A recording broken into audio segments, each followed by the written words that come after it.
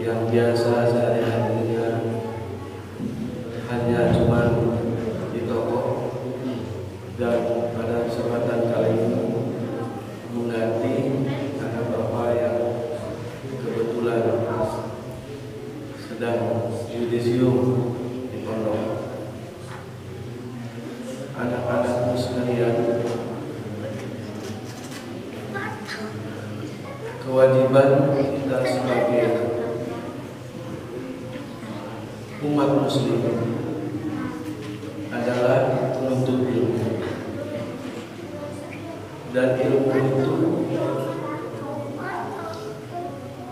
ada di mana-mana, dan dalam keadaan bagaimanapun kita dituntut untuk senantiasa mencari ilmu.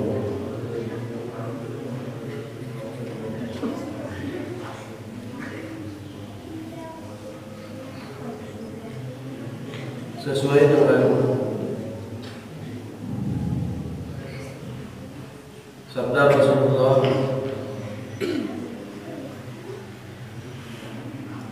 bahwa ilmu itu dituntut dari sejak lahir hingga sampai meninggal dunia.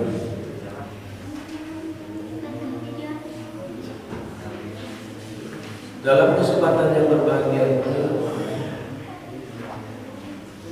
keilmuan di Indonesia terbagi menjadi dua, yaitu pendidikan formal, pendidikan umum, dan pendidikan kepasaraan.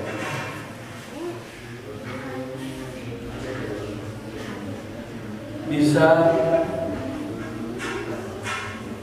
kita jadikan ukuran bahwa kita sangat prihatin sekali seandainya anak-anak belajar agama dalam pendidikan hanya dalam waktu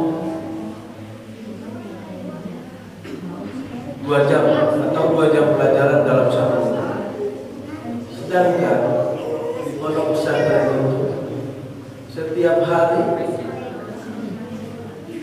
digali terus pendidikan agamanya. Jelas ini adalah merupakan suatu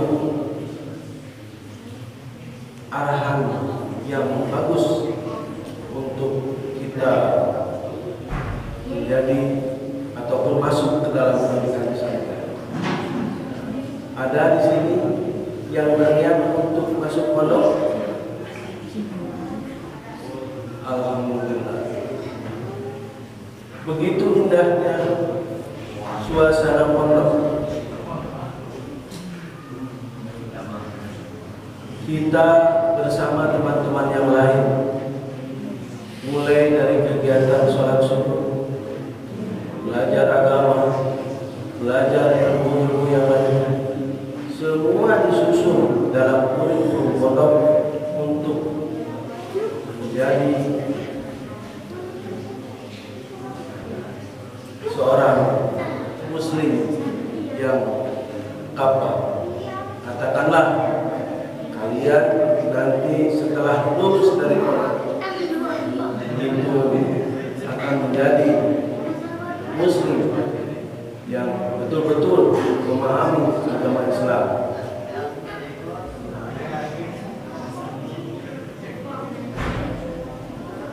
Kita dituntut kesabaran dalam pendidikan pondok karena dalam hal kecil kita untuk masuk ke kamar mandi saja itu sudah mandi. Bagaimana mungkin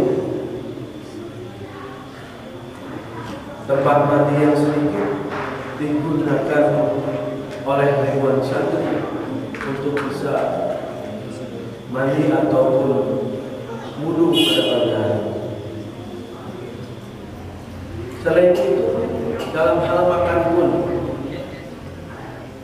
kita dididik untuk kesabaran dengan cara ngantri,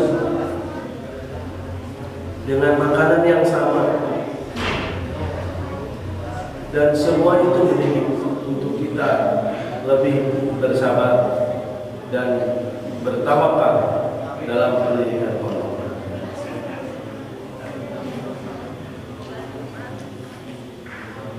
Selanjutnya,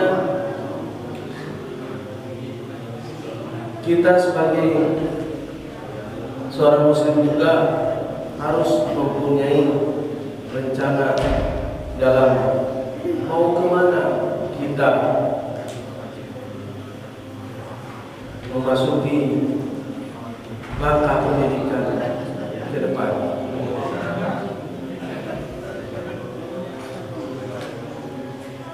Dan salah satu pendidikan yang patut diacungi jempol adalah pondok pesantren. Itulah kata pembuka yang disampaikan. Selanjutnya adalah kita bercerita Alkisah seorang raja yang bijaksana, yaitu Raja Iskandar Zulkarnain. Sudah pernah dengar cerita Raja Iskandar Zulkarnain? Belum ya? Dia seorang raja yang bijaksana, yang mempunyai rakyatnya yang patuh dan taat kepada rajanya. Dalam suatu ketika, sang raja memimpin pasukannya untuk menaklukkan sebuah daerah yang notabene masih belum muslim. Namun pada saat itu, dalam perjalanan malam, pasukan Raja Iskandar akan menaklukkan sebuah daerah itu dalam perjalanan malam. Dan dalam perjalanan malam itu akan melewati sungai.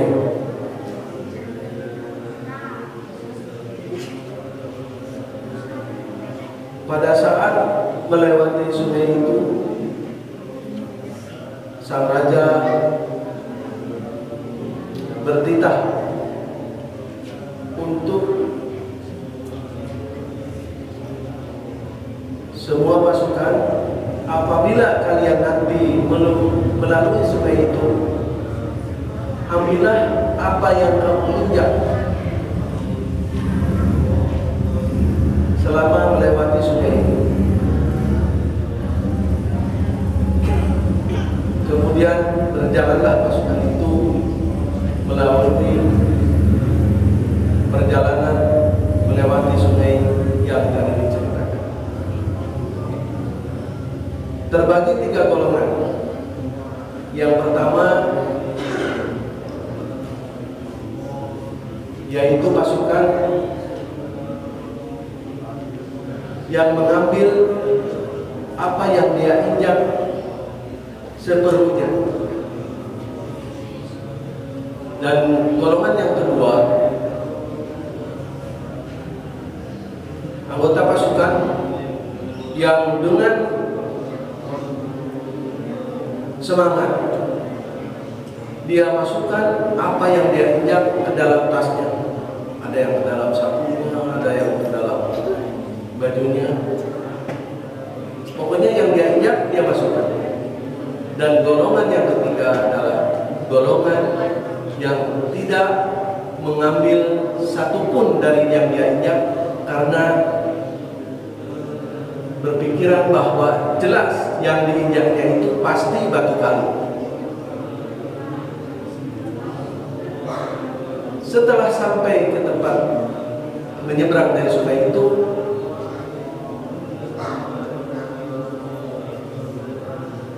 bertitahlah raja. Kumpul kalian, kumpul. Semua pasukan sudah masuk. Siap. Sang raja jawab pasukan, silakan kalian buka apa yang kamu ambil dari tadi perjalanan melewati sungai. Kemudian dibukalah oleh para pasukan. Dan ternyata karena seorang raja ini raja yang bijaksana dan raja yang berilmu, ternyata yang dibuka itu adalah intan beliau.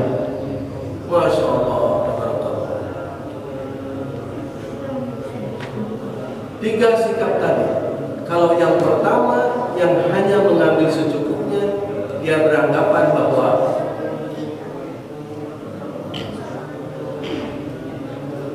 bergembira juga, tetapi ada penyesalan karena mengambilnya hanya seperlunya saja. Tetapi kalau yang kedua sangat bahagia sekali karena yang di tasnya itu adalah lintas serian. Alhamdulillah, mengucapkan syukur kepada Allah bahwa dia akan kaya, dia akan sangat bahagia sekali membawa intan brilian kepada keluarga. Dan rombongan yang ketiga sangat menyesal sekali karena dia tidak mengambil apapun dari penyeberangan sungai tadi. Kemudian dari sini kita dapat ambil hikmahnya sehubungan dengan keadaan kita dalam bulan Ramadan ini. Kita ibaratkan dengan akan melalui sungai tadi.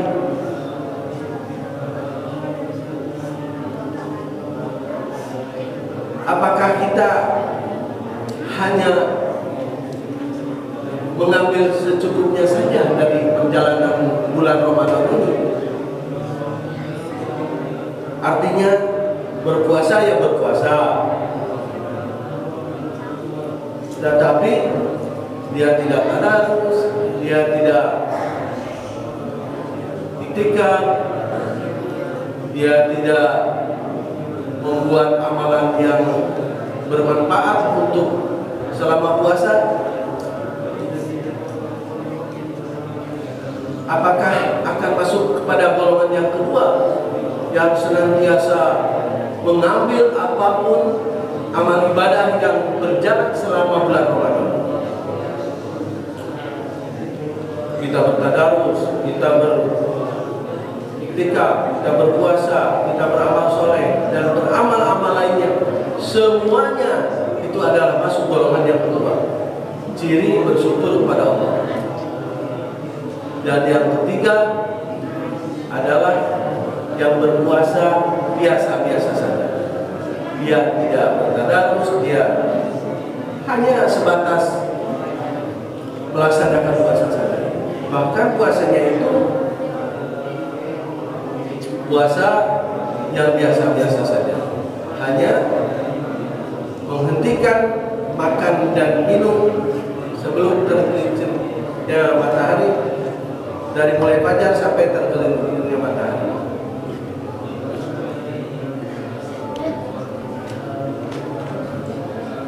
Akankah kita mengambil pada golongan yang mana? Mau golongan yang satu atau mau golongan yang kedua atau golongan yang ketiga? Ada yang bisa jawab? Tentu kita akan memilih golongan yang kedua. Kita melaksanakan puasa dengan sepenuh hati, dengan menghindari daripada godaan-godaan puasa yang akan menggoda kita, dan mengambil ataupun melaksanakan apa saja kegiatan-kegiatan selama bulan puasa. Jadi kita akan masuk golongan yang kedua, berusaha untuk melaksanakan puasa dengan sebaik-baiknya, dengan melaksanakan segala amalan dalam kebaikan selama berpuasa,